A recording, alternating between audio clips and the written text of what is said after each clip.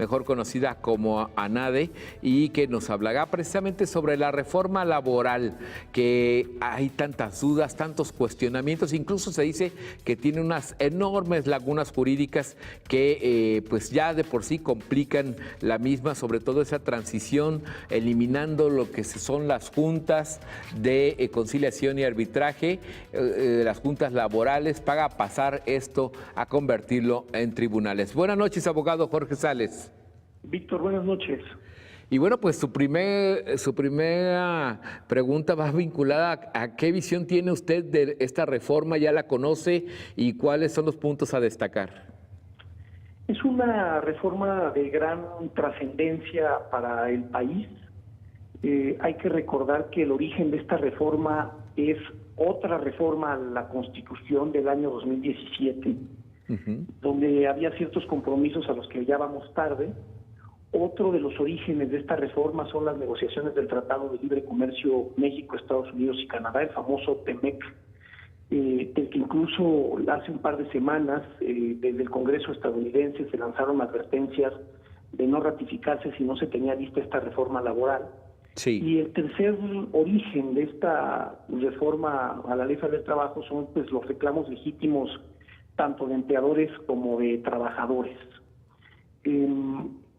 Hemos hecho ya un análisis detallado de esta reforma. Esta reforma en esencia contempla la transición de la que hablaba de las juntas de conciliación y el arbitraje para convertirse en juzgados laborales o tribunales laborales. Sí. Esto supone un cambio del poder ejecutivo, o sea, que la impartición de justicia deje de estar en el ámbito de los gobernadores de los estados y del presidente de la República a través de la Secretaría del Trabajo y Previsión Social, para pasar al Poder Judicial. Supone también un gran empoderamiento a los sindicatos a través de la democracia sindical, y posiblemente en algún tiempo supondrá la desaparición de los contratos de protección o de los sindicatos blancos. Y por otro lado supone también la existencia de un organismo que va a tener el control de todos los registros sindicales a nivel nacional y de todos los contratos colectivos. Finalmente supone también la necesidad o la obligación más bien de acudir a una instancia prejudicial y conciliatoria antes de ir a un litigio laboral, lo que supone o implica que quizá los juzgados laborales o tribunales laborales tengan menos congestionamiento en cuanto a litigios al tener que acudir a esta instancia. Eso es lo que supone. Como cualquier reforma es perfectible, ¿verdad? Sí. En ANADE hemos advertido y consideramos que hay aspectos perfectibles y hay aspectos que preocupan. Entre los aspectos que preocupan está el tema económico. No se ha destinado un presupuesto específico para esta transición, y esos son de los aspectos que preocupan. ¿Por qué? Porque una reforma de esta envergadura requiere de dinero, y una reforma que no tiene un presupuesto, pues es una reforma que está condenada a fracasar. A manera de ejemplo, para dimensionar cuánto se necesita para una reforma de este tamaño, cuando se hizo toda la reforma del sistema penal acusatorio, se destinaron 8,000 millones de pesos para esa reforma.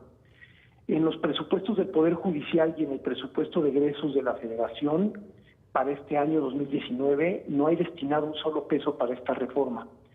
Es cierto que esta reforma, para llegar a plenitud, va a tardar 4 años y se podría dosificar el presupuesto, pero yo creo que ahora que está esta iniciativa discutiéndose en la Cámara Revisora, en la Cámara de Senadores, vale la pena que se aborde este tema, como creo que se empieza a discutir al hablar de un fondo especial para esto. Pero ese es un aspecto muy relevante. Y luego hay aspectos técnicos de la reforma que que me parece o nos parece que son perfectibles.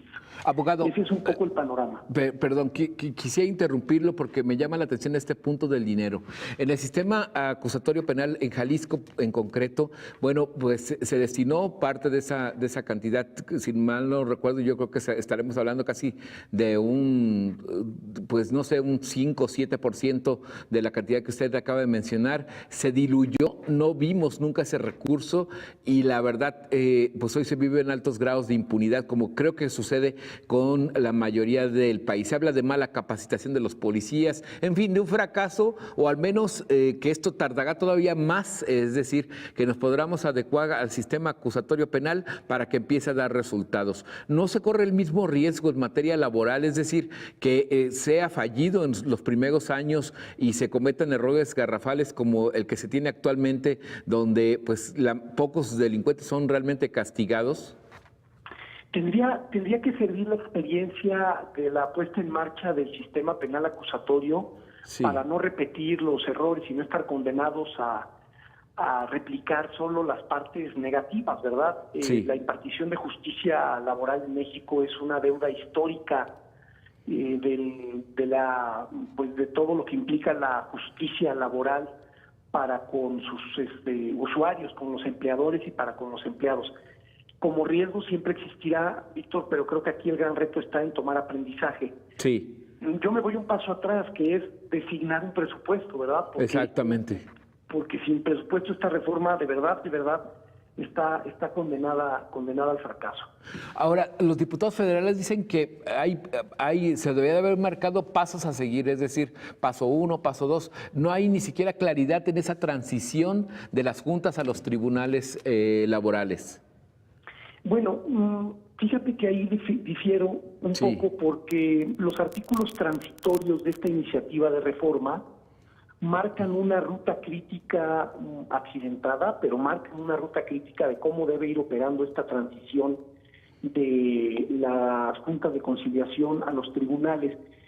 Te decía yo que nos parece, y así lo hemos analizado, y así lo consideramos en la Asociación Nacional de Abogados de Empresa, que esos tiempos y esas formas de entrada en vigor de las distintas etapas de la reforma se necesitan afinar, y eso significa redactar mejor y pulir los artículos transitorios en cuanto a las fechas y a las formas.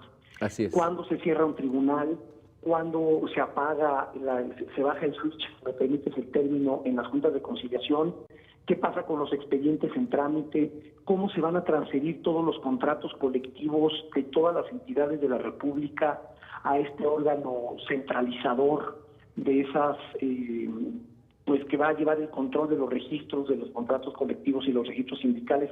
Es un gran reto el que está enfrentando el país, y creo que los senadores tienen una gran responsabilidad en sus manos para pues perfeccionar esta iniciativa que va a marcar nuevas reglas del juego laboral, y que yo creo que el país se merece una nueva legislación laboral. Si se implementa correctamente y se afinan estos detalles que en ANADE hemos advertido, pues creemos que México va a tener una legislación de avanzada y todos van a ganar, empleadores, empleados y sindicatos. Si se pasa como está, pues creo que vamos a pagar una factura muy alta en términos de aprendizaje y de puesta en marcha, como la hemos sufrido con el sistema penal acusatorio que ya mencionabas. Muy bien, muy interesante, abogado. Muchas gracias. Interesante su comentario y estaremos en contacto. Claro que sí. Gracias. Hasta luego. Buenas noches.